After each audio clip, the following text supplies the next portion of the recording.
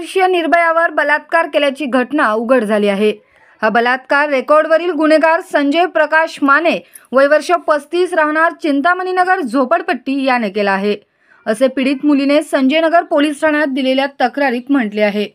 या घटनेने परिसरात एकच खळबळ उडाली असून पीडित मुलीला न्याय मिळावा यासाठी स्थानिक नागरिकांनी संजयनगर पोलीस ठाण्यास घेराव घालत पीडित मुलीला न्याय मिळालाच पाहिजे, आरोपीला फाशीची शिक्षा द्या अशा घोषणाही केल्या।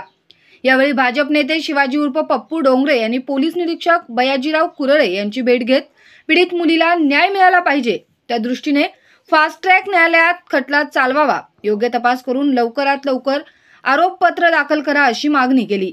यावेळी पीडित मुलीच्या नातेवाईकांनी डोंगरे यांच्यासमोर गहिवार घेतला। डोंगरे यांनी त्यांचे सांत्वन करत आम्ही आपल्या पाठीशी उभे आहोत असा विश्वास दिला। दरम्यान डोंगरे यांनी पीडित मुलीच्या घरी जाऊन त्यांच्या घरच्यांशी भेट घेत त्यांना दिलासा दिला आहे। आज चिंतामणीनगर झोपडपट्टीमध्ये संजय माने नामक एक गुंड पॅरलवर सुटलेला ज्यानं 14 वर्षाच्या मुलगीवर जो अत्याचार अन्याय केलाय त्याच्यावर अन्याय केलाय, त्याला आज आटपाडीमध्ये पकडलंय।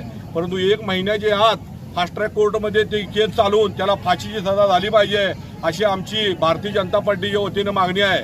आणि ही भविष्यात अशा घटना घडल्या तर आम्ही वाट पाहणार नाही। जर तो सापडला तर त्याला 100% जागेवर कार्यकर्त्यांच्या मार्फत त्याच्यावर शिक्षा दिली जाईल।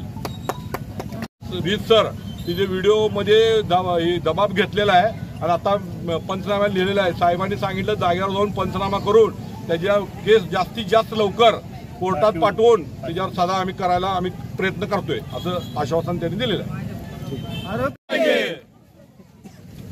आरोपीला शिक्षा, आरोपीला शिक्षा, आरोपीला शिक्षा, फाशी, फाशी, फाशी।